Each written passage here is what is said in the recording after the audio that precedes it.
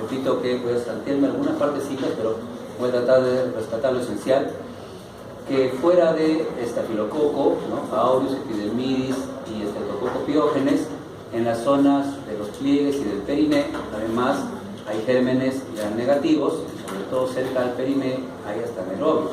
Entonces la flora no va a ser igual en una herida del brazo que en una herida que se haga en la ingle o en la axila, y pueden tener otro tipo de agente etiológico. También que no es lo mismo hacerse una herida, digamos, en la región de la cara, obviamente, que hacerse en el talón donde la piel es más gruesa. Entonces el factor predisponente del grosor de la piel puede influir, igual que no es lo mismo una lesión abrasiva, un raspón, como decimos vulgarmente, que una herida penetrante, ¿no? Una mordedura de un gato, ¿no? Los colmillos afilados puede llegar hasta el músculo y causar una lesión más profunda, ¿no? Una infección de todos los planos de la piel, inclusive el celular subcutáneo. Después, los inmunosuprimidos tienen más problemas. Vamos a ver una diapositiva por ahí, algunas medidas adicionales, tanto los que reciben antineoplásicos como los que tienen déficit de la inmunidad celular. Y los agentes, no es lo mismo pues el estafilococo, que hace pus, que el estreptococo piógenes, que generalmente no tabica y hace una infección más difusa, ¿no? Eritematosa, pero habitualmente sin colecciones de pus importantes. Estas son las infecciones superficiales. Por acá podríamos hablar también un poco de erisipela, y estas son las profundas, ¿no? La gangrena y la fascitis, ¿no? La fase del músculo ya más profunda. Y hay infecciones que no son primarias, sino que son secundarias a una cirugía. Se puede infectar la herida operatoria, mordeduras humanas o animales, úlceras de decúbito, famosas escaras, ¿no? Que son polivictorianas. Bueno, de antibióticos tópicos tenemos mupirocina y ácido fucídico, ¿no? La resistencia ha ido aumentando un poco a la mupirocina, pero poco al ácido fucídico. Hay que tener cuidado de no aplicarlo en piel denudada, donde se ha perdido la epidermis, porque podría absorberse, usar algo de nefrotoxicidad por ahí. En el beta-lactámico hay que considerar siempre que este grupo de fármacos debe respetarse el intervalo entre dosis, porque no tienen efecto postantibiótico, de manera que hay que, si es cada 12 horas, la persona, si es cada 6 o máximo cada 8 la amoxicilina, respetar el intervalo, porque esa concentración mantenida en sangre es lo que ayuda a darle eficacia. En cambio, aminoglucosio y quinolona, que sí tienen efecto postantibiótico, basta con darlo una vez al día, como el caso del levo, la misma mica o la genta, siempre y cuando la dosis sea la apropiada. Se van a continuar actuando aunque ya no haya casi concentraciones en sangre.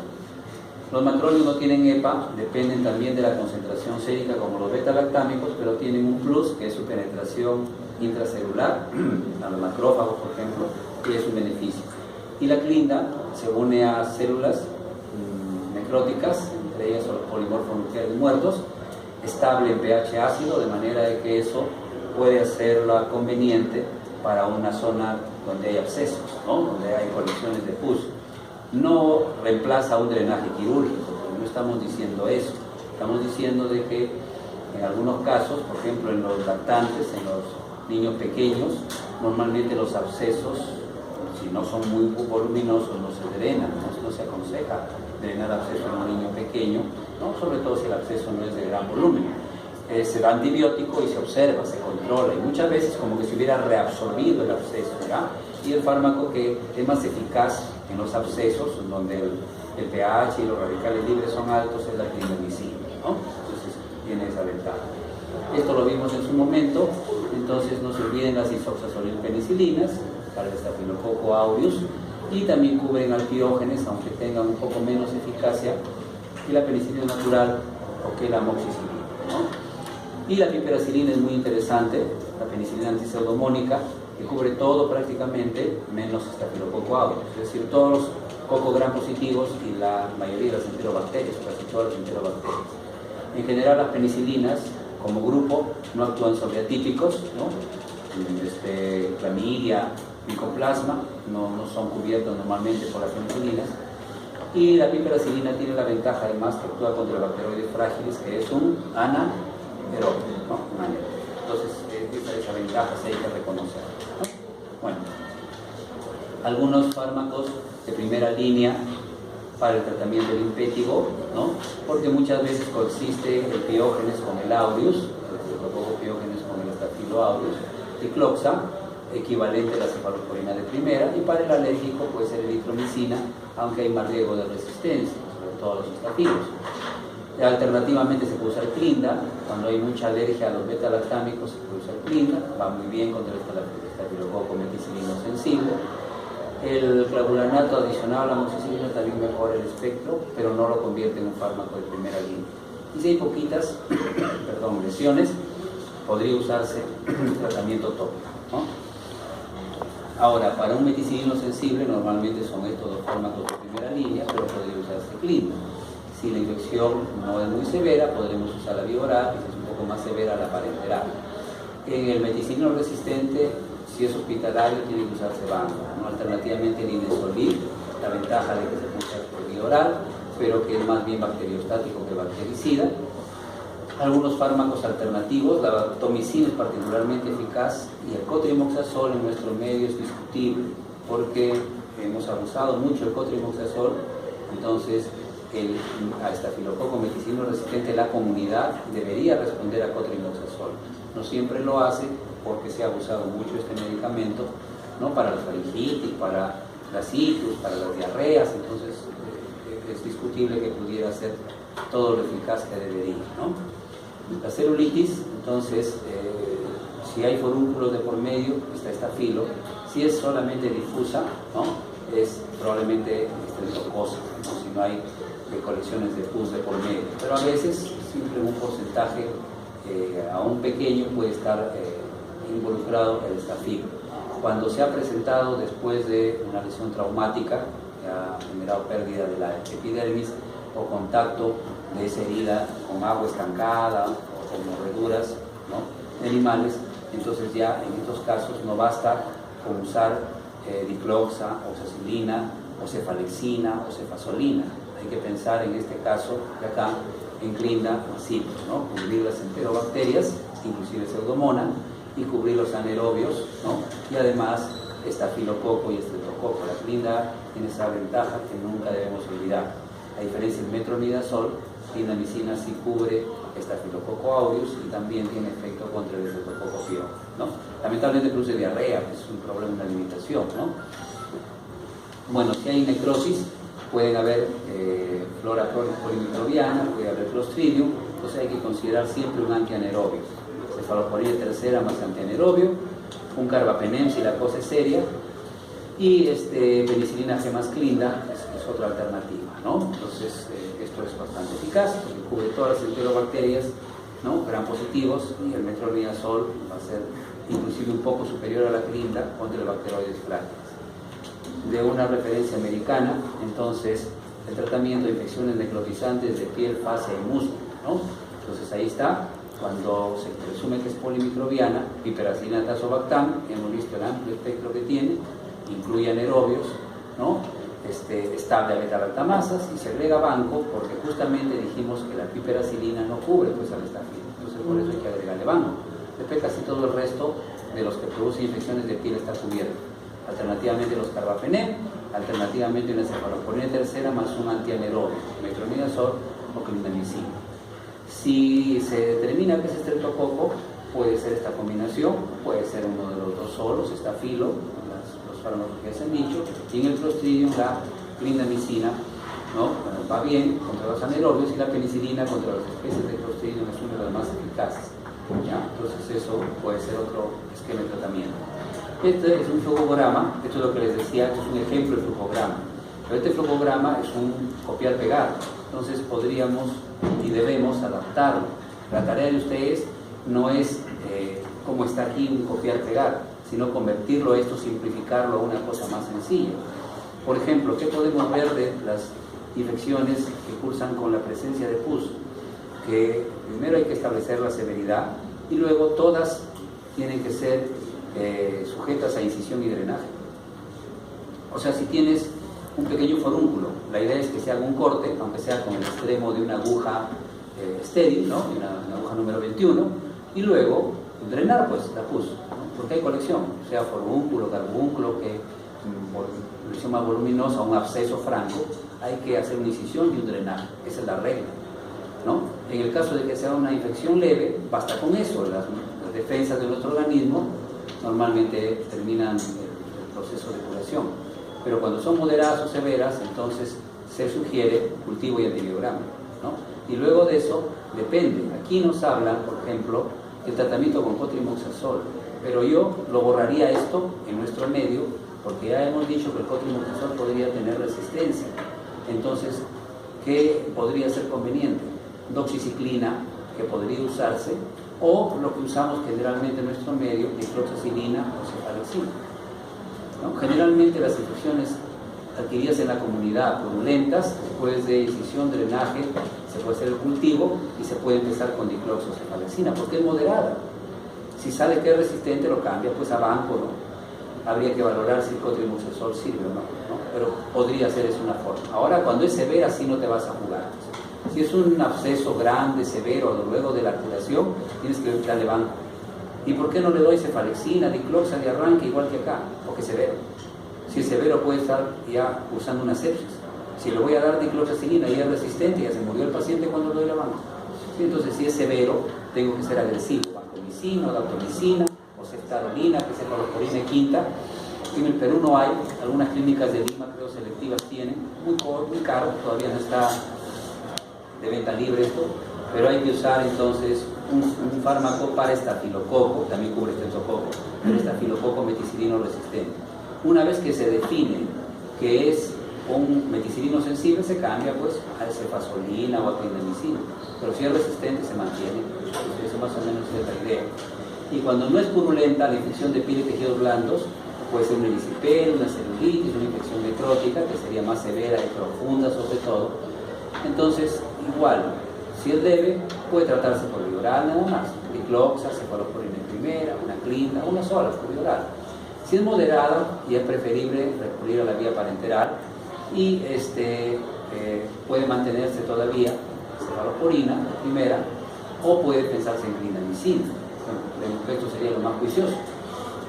Y cuando es severa, entonces aquí hay que debridar, hay un procedimiento quirúrgico seguido de vancomicina más pipetazo, ¿no? Ampicilacina tazobactam, para cubrir todo, pues, para cubrir a las enterobacterias, todas prácticamente, a los anaerobios y además al estafilo meticilino resistente. Hay que cubrir todo, porque es una infección severa, que además tiene tejido necrótico, que es necesario debridar.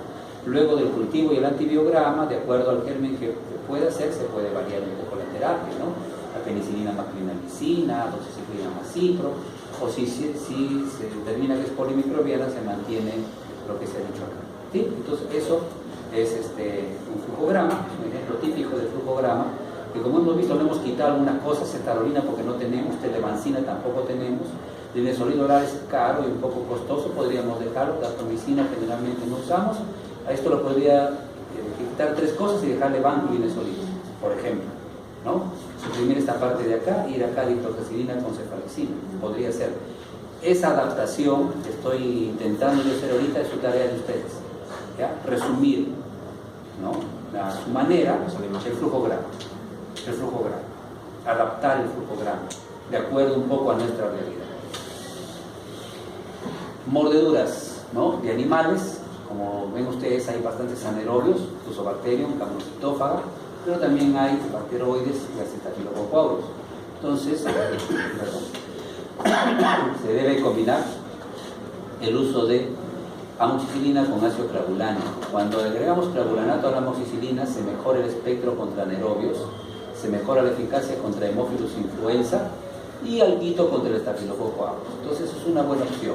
Si la cosa es seria, una mordedura en cara, cubre una zona más o menos extensa, quizá haya que empezar por un carbapenem y luego se va bajando, se va desescalonando, ¿no? Si es un alérgico tipo 4 a penicilina, inmunidad celular, ¿no? Entonces se puede usar un carbapenem todavía, que es un beta-lactámico. Cefuzilina ya no tenemos, pero si es un alérgico tipo 1, mejor no usar un beta-lactámico y podemos optar por combinar un antianaerobio con un antienterobacterio, ¿no? Y también aquí hay efecto contra cocos gram positivos y un poquito acá también contra estafilococcus. Entonces, quinolona masclina, ¿no? Podría ser cipromasclina o levomaclina. Y en las mordeduras humanas, que también hay, ¿no? producto de la emoción o de las peleas, dicen, bueno, no sé, en todo caso, en las mordeduras humanas también tienen anaerobios, ¿no? Y el tratamiento es el que hemos mencionado, amoxicilina, clavulanat. La severidad puede ser que recurramos a los carbapenem, pero generalmente no son mordeduras muy amplias, digamos, o muy profundas, o entonces puede bastar con ese medicamento. Acá hay algunas opciones, ¿no? De una guía también, terapia recomendada para infecciones, ¿no? Posteriores o a continuación de mordeduras animales o humanas. Ahí está la amoxicilina clavulanat que hemos mencionado. Aparece acá piperacilinato, aspartam, un carbapenem, algunas combinaciones, ¿no? Penicilina más dicloxa podría ser, ¿no? A pesar de penicilina natural, más una antiestafilocócica, que no es una de las más usadas.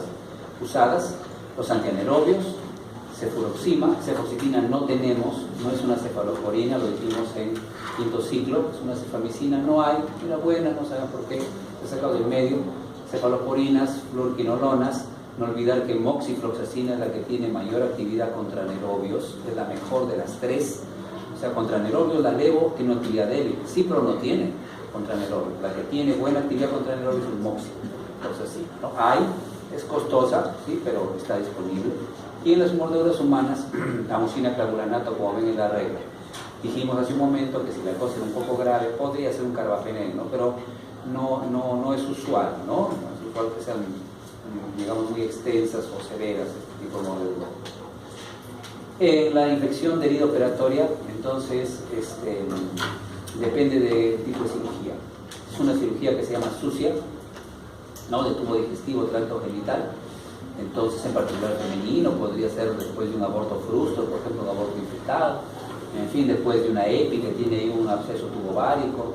Entonces, como hay flora mixta, se puede usar ampicilina sulbactam, parenteral, carbapenem, pero se puede recurrir a combinaciones, siempre un antiaeróbico con un antianaeróbico. Por ejemplo, cefotaxima con clina, o levo con metronidazol, o amikacina con clindamicina, en fin, combinaciones. Clonamfenicol no se usa mucha depresión de médula ósea, pero cuando estás en un sitio alejado y no hay ninguno de estos, y por ahí el clonamfenicol sí es un antianaerobio. Se puede aplicar, pero no es de primera línea por su toxicidad, no por su eficacia, sino por su toxicidad hematológica. Y cuando no es intestinal la cirugía, ¿no? Cuando se retiró una cicatriz queloide, capaz pues del brazo, de la pierna, del tronco, puede ser una cefalosporina primera, ¿no? Estreptococo, estafilococo, aureus. Pero si está en axilas o perine, mejor ampicilina sulbactam, porque en estas zonas, ya dijimos, como son pliegues, va a haber gran negativos y también puede haber anaerobios. Este es un flujograma, está un poco grande, por eso se ve complicado, pues si no se puede leer bien, pero la idea es que vamos a ver la mitad superior. Cuando la fiebre se presenta 4 días después de la operación, entonces es probable que sea la herida operatoria que se infectada. Pero si la fiebre se presenta 48 horas después de la operación, es otra cosa, ¿no? Capaz es una neumonía, una hito, yo no sé. Entonces, generalmente hay que considerar este tiempo, hay que buscar signos sistémicos de inflamación, infección, ¿no? La fiebre, la leucocitosis, y obviamente hay que hacer un cambio de los apósitos, ¿no? Evaluar las características. Generalmente la herida está obviamente suturada, pero está eritematosa o indurada, dura, uno lo palpa y está duro los bordes, le llaman empastamiento, lo van a aprender ustedes en los hospitales. Entonces hay que dar antibióticos y seguir la regla establecida. Si ha sido una cirugía limpia del tronco, de la cabeza, del cuello, de una extremidad, cefazolina, o en todo caso si presumimos que es un MARSA del hospital, vancomicina. Pero si es de perineo o una herida sucia, una cirugía sucia, cefalosporina o metronidazol, levometronidazol, por ejemplo, ¿no? O un carbapenem. Esto no lo voy a leer, queda como una referencia, lo hemos visto en el quinto ciclo, todas las características de cefotaxima, entonces le dan una revisada, ahí están las características de eficacia, seguridad y costo, y obviamente las dosis. La sugerencia, jóvenes, para que les sirva, inclusive durante el internado y hasta un poquito más adelante, es que hagan este tipo de ejercicio, ¿no? De que hagan de cada medicamento de primera línea, para no hacerlos todos, pequeño vademecum propio ustedes, con la eficacia, la seguridad, el costo-beneficio y las dosis, tanto en adultos como en niños. Y esto les va a servir, ¿no? Porque si esto lo tienen presente, van a hacer un mejor uso de los medicamentos. En el pie diabético, es polimicrobiano, están todos los agentes, tampoco vamos a leerlos, ¿no? Pero hay desde enterobacterias, cocogram positivos y anaerobios, hasta hongos, ¿no? Entonces, ahí es la escala de Wagner, pero acá hay un esquema simplificado. La escala de Wagner se puede usar, pero acá hay un esquema simplificado.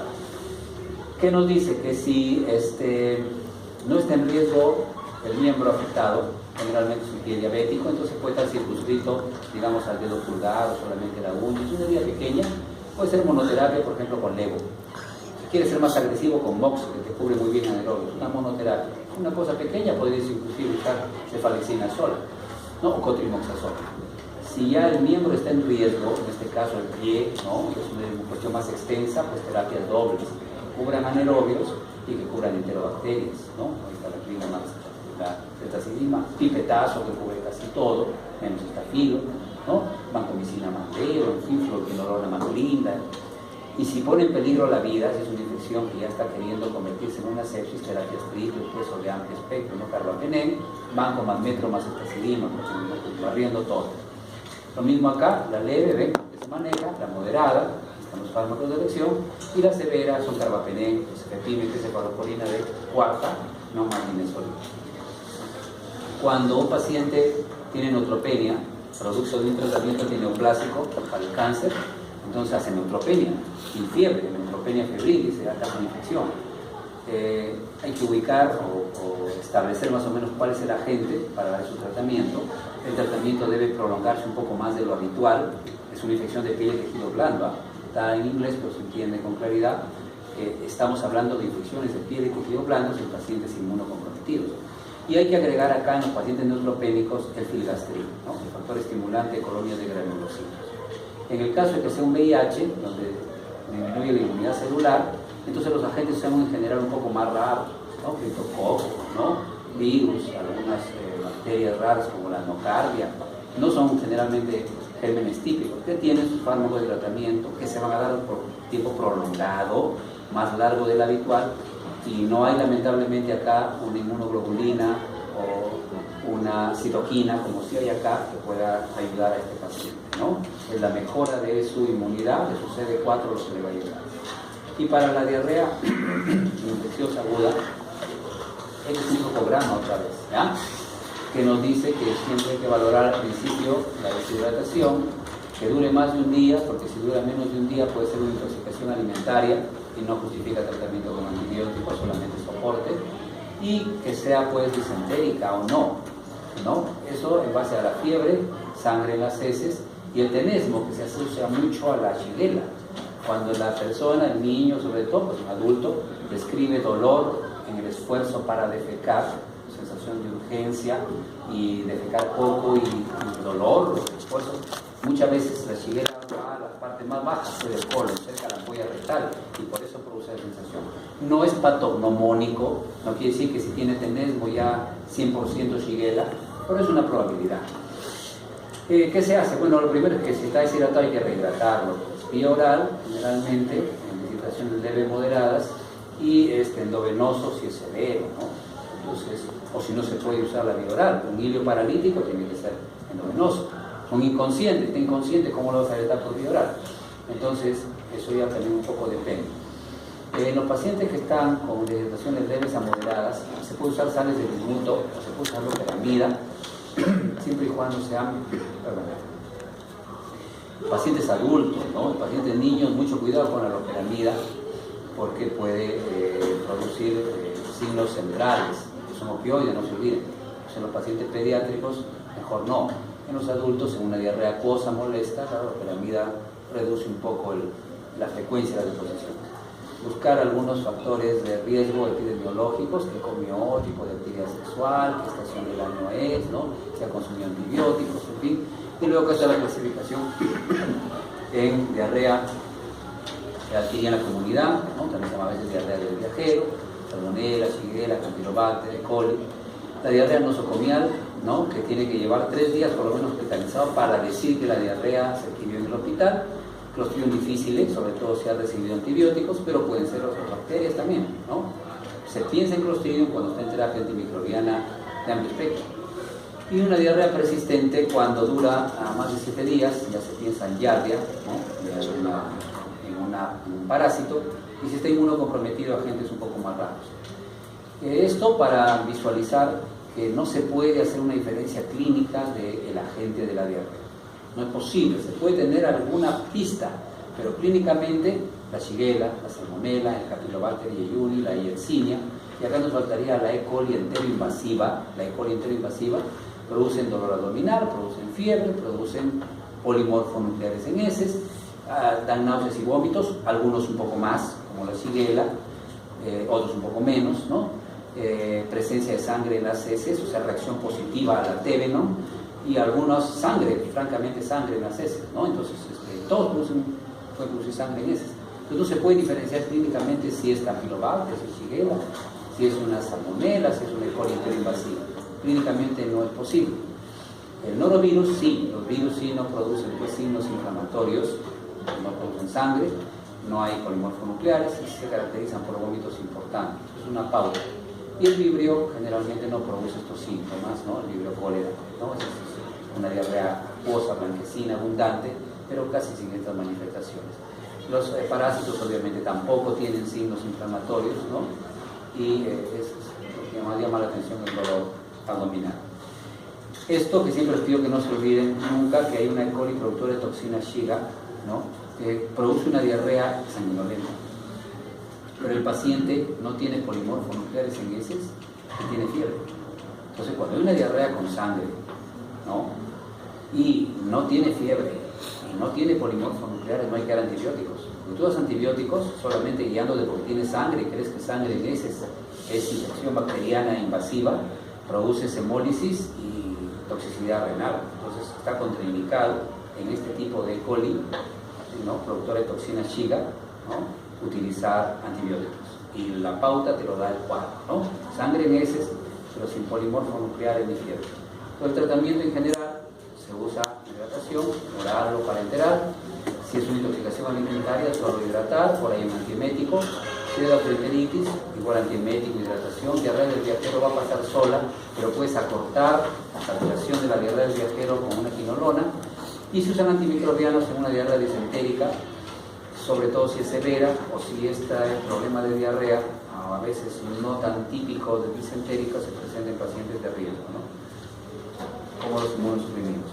Tipos de coli, tampoco lo voy a leer, ahí lo revisan ustedes. Acá está la E. coli enteroinvasiva, ¿no? La que produce diarrea con moco, con sangre, con fiebre, similar a la Salmonella, a la Shigella, ¿no? Al Campylobacter. Y tenemos la E. coli enterohemorrágica. Esa es la que produce toxina Shiga, ¿no? Que no se debe dar antibióticos, ¿no? El coli enterohemorrágico contraindicado, se produce síndrome hemolítico urémico.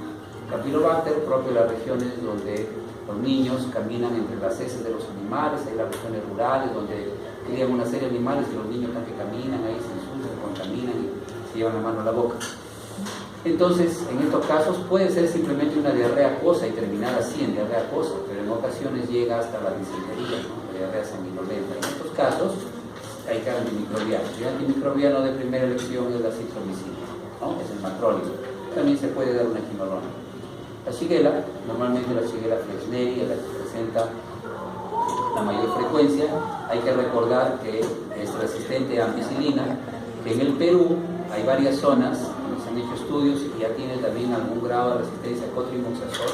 Entonces, repito, como ustedes saben, al que le da diarrea, tiene una infección respiratoria, va a la farmacia y hasta la bodega compra un Bactrim y ya con eso se cura, y se cura solo. Ya cuando no se cura con eso, va al médico. Entonces, se ha usado mucho de esto y la Shigella flexneri ya tiene resistencia creciente. Entonces, ¿qué hay que usar? Macrólido, cefalosporina tercera, si el cuadro es más severa, o sea, persona. Ácido anhidrícico, que es una quinolona de primera, tiene jarabe, un poquito menos tóxico para los niños que la cipro, hay que usar con más cautela en los niños pequeños, ¿no? Las quinolonas tienen limitaciones para su uso en pacientes pediátricos, sobre todo menores de 1 año. La Salmonella, también los animales, ¿no? Los lactantes tienen un poco más de riesgo, ¿no? Que los niños, que son los más afectados, al 70% presenta fiebre, pues tiende a ser un poco más invasiva en los niños que en los pacientes más grandes, ¿no? Entonces estamos hablando de salmonella species, ¿no?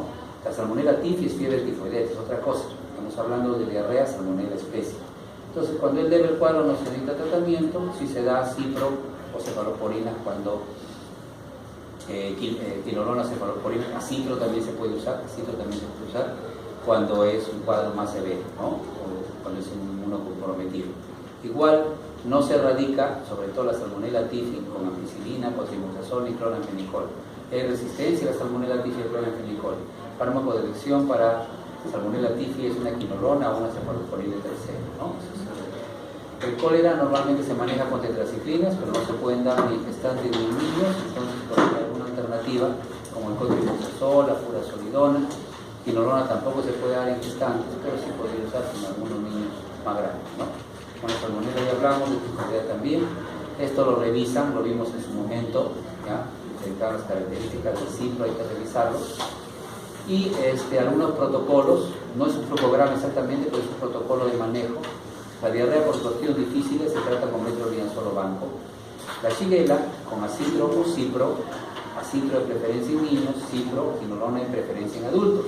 Pero se puede usar cipro en niños, ya mayores de 1 año, por lo menos que tengan más de 1 año.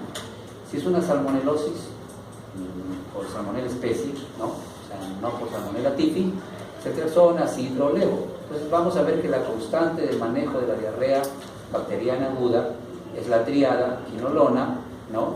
Acitromicina o una cefalosporina. Generalmente los 3 son los fármacos que se usan con más frecuencia. Y estamos habitualmente entre un macrólido como el acitro y la levofloxacina, ¿no? Porque, por ejemplo, en el caso de Campylobacter no actúa bien la ceftriaxona.